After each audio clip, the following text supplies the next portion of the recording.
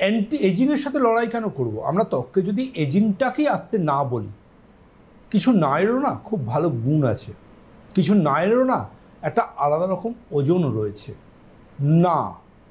কারণ জানবেন, যারা লাইফ উইনার হন না, তারা কিন্তু নাটা বলতে শেখেন মুখের ওপর। এই নাটা যখন মুখের ওপর কেউ বলতে শিখবেন, তিনি কিন্তু এক ধাপে জীবনের লড়ার পথে অনেকটা পাথেয় খুঁজে পাবেন। আমরা যদি অ্যান্টি এজিং অর্থাৎ এজিংয়ের সাথে লড়াই না করে এজিংকে না বলতে পারি যে প্রিম্যাচিওর এজিং বা sign of early ageing process, অর্থাৎ সময়ের আগে ত্বকের বার্ধক্য।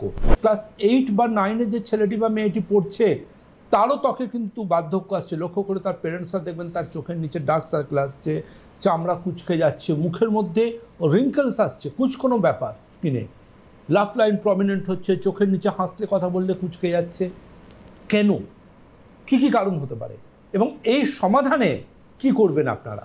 শুধুমাত্র একটা ক্রিম যেটা সেলিব্রিটিরা বিজ্ঞাপন দিচ্ছেন সেটা মাখলেই কি হয়ে যাবে, নাকি এর বাইরেও কোনো কারণ থাকবে? সে কারণটা কি সেটা না জানলে কিন্তু আমরা কখনোই এটা বলতে পারবো না সেটা ইউজ করলে কাজ হবে কি হবে না।